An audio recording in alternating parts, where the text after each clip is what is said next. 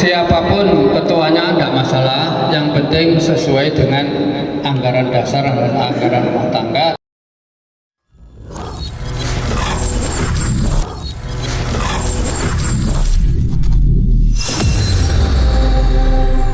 Saya salut terhadap komunitas yang tidak fanatik pada kepemimpinan organisasi Ejaterate.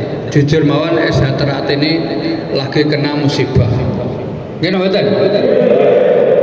Tapi kita sebagai anak tidak usah ikut-ikut bapak. Misalkan contohnya ini bapak karo ibu ini lagi pisah ranjang nih, gampangannya, oke?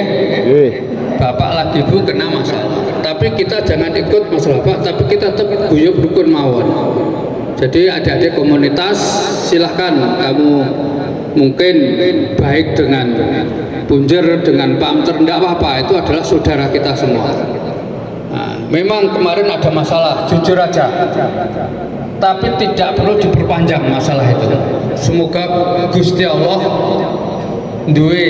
memberi kewalasan pada Ejaterate sehingga Ejaterate bisa kembali bersatu. Amin.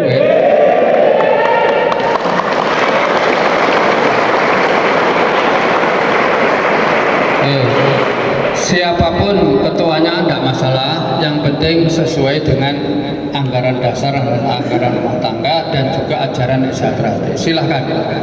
Makanya kita yang suka main di medsos jangan ngelek-ngelek kono, sing kono jangan ngelek-ngelek ini. Memang sekarang zamannya beda. Jadi adik-adik biarpun masih kecil-kecil kan tetap pintar dolanan medsos.